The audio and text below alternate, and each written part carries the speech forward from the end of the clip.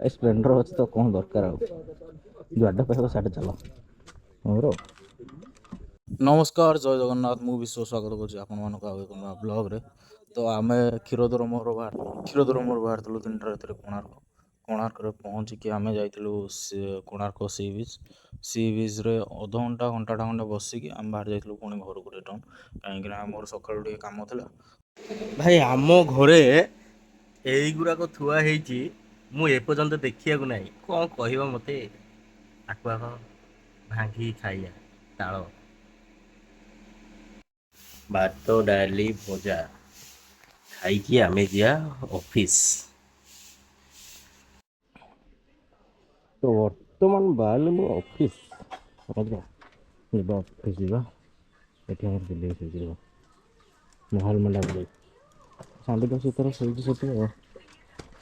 बाबू लोक डाकिले से शुणुनि था